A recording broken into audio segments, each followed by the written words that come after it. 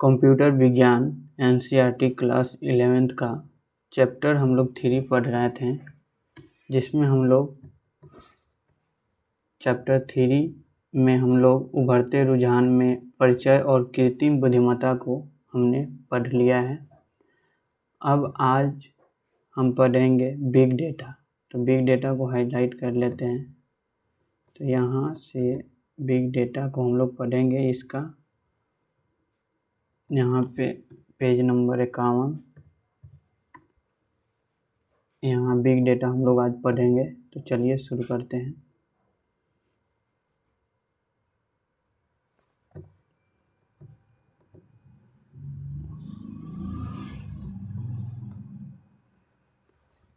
Big data में क्या कह रहे हैं कि तकनीक के लगभग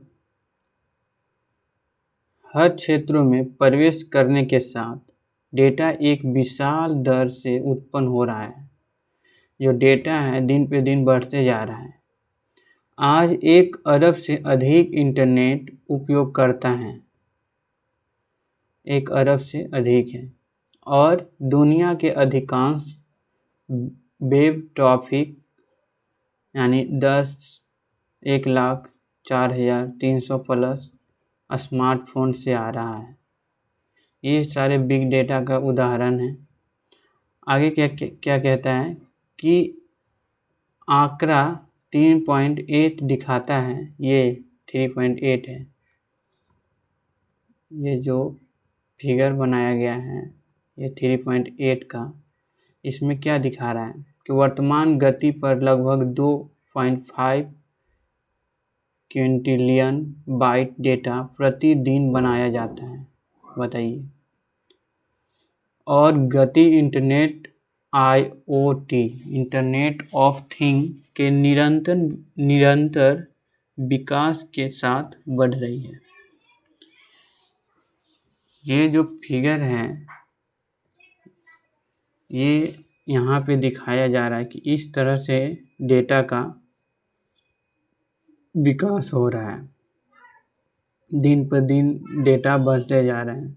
यहाँ पर लिखा हुआ है बिग डेटा के स्रोत, कहाँ से हम लोग का डेटा बन रहे हैं। वो भी यहाँ पे 60 सेकेंड का डेटा बताया जा रहा है।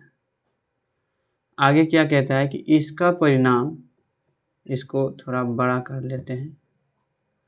इसका परिणाम विशाल मात्रा और जटिलता वाले डेटा सेट के निर्माण में होता है, जिसे बिग डेटा इस प्रकार के डेटा को पारंपरिक डेटा प्रसंस्करण उपकरणों का उपयोग करके संसाधित और विश्लेषित नहीं किया जा सकता है। क्योंकि डेटा न केवल विशाल है बल्कि हमारी पोस्ट, त्वरित संदेश और चैट विभिन्न साइटों के माध्यम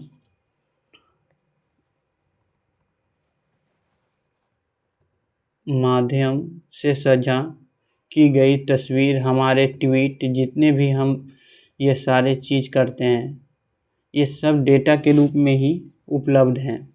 आगे कहता है ब्लॉग, लेख, समाचार आइटम, राय, मतदान और उनकी टिप्पणियाँ, ऑडियो वीडियो चैट आदि की तरह संरक्षित भी है। जो हम PDF पढ़ रहे हैं ये भी एक डेटा का ही रूप है। बिग डेटा केवल विशाल डेटा का प्रतिनिधित्व नहीं करता बल्कि इसमें भंडारण किस तरह से किया जाए, विश्लेषण और खोज, प्रसंस्करण, स्थानांतरण, क्वेरी और इस प्रकार के डेटा की दृश्यता जैसी विभिन्न चुनौतियां भी शामिल हैं। तो डेटा के जितने फ़ायदे हैं उसके नुकसान भी बहुत सारे हैं, और उसको किस तरह से हमको रखना है, और बहुत सारी चुनौतियां हैं ये बताया जा रहा है यहाँ पे। बिग डेटा कभी कभी समृद्ध जानकारी और ज्ञान रखता है, अच्छे और उच्च व्यावसायिक मूल्य का होता है। कुछ ऐसे डेटा होते हैं जिसकी कीमत नहीं लगाई जा सकती है, बहुत मूल्यवान होते हैं और इसलिए बिग डेटा को संसाधित और विश्लेषित करने के लिए सॉफ्टवेयर और विधियां के विकास में तीव्र प्रयास किया जा रहा है। बिग डेटा का विशेषताएं। चलिए बिग डेटा का विशेषताएं को देख लेते हैं हम लोग। यहाँ क्या कहता है कि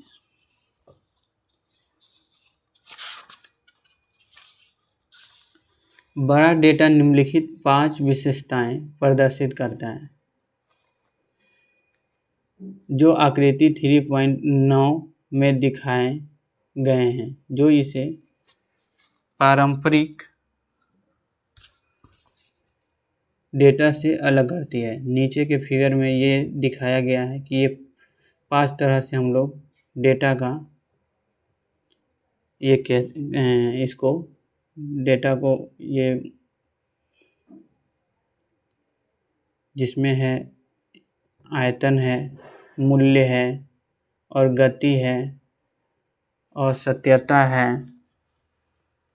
और विविधता है। इसमें विविधता है। तो पहले हम लोग आयतन को देख लेते हैं, वॉल्यूम को देख लेते हैं। तो बिग डेटा की सबसे प्रमुख विशेषता इसका विशाल आकार है। मतलब इसका बिग डेटा का आकार बहुत ज़्यादा बड़ा है, इसलिए इसको प्रमुख विशेषता के अंतर्गत रखा गया है। यदि कोई विशेष डेटा सेट इतना बड़ा हो कि पारंपरिक DBMS उपकरणों से इसे संसाधित करना मुश्किल हो, तो इसे बिग डेटा कहा जाता है। अगर डेटाबेस मैनेजमेंट सिस्टम के अंतर्गत इसको संसाधित न किया जाए या करना मुश्किल हो, तब हम उस डेटा को बिग डेटा कहते हैं, ये कह रहा है। आगे वेग का बात कर रहा है, वेलोसिटी का। यह उस दर को दर्शाता है जिस पर विचाराधीन डेटा उत्पन्न और संग्रहित किया जा रहा है। बिग डेटा की उत्पत्ति की दर पारंपरिक डेटा सेट की तुलना में बहुत अधिक है। आगे कहता है विविधता,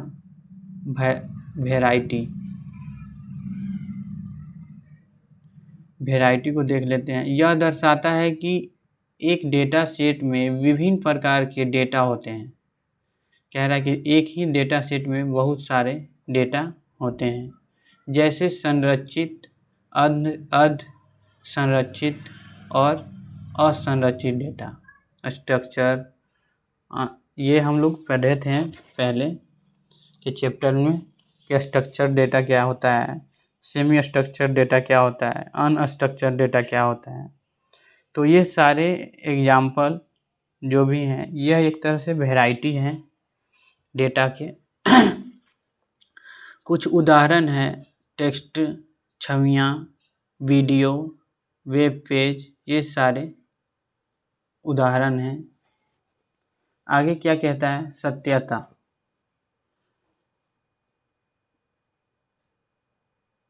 वेरासिटी, सत्यता।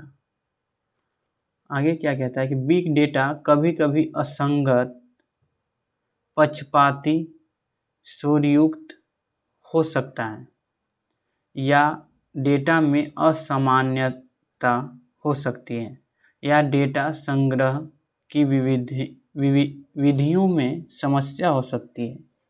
सत्यता डेटा की विश्वसनीयता को संदर्भित करती है, क्योंकि इससे गलत डेटा को संसाधित करने से गलत परिणाम या गलत व्याख्या हो सकती है। कुछ ऐसे डेटा हैं जो असंगत, पक्षपाती और या शोरयुक्त हो सकते हैं, जिसके कारण से बहुत सारी परेशानियां आ सकती हैं।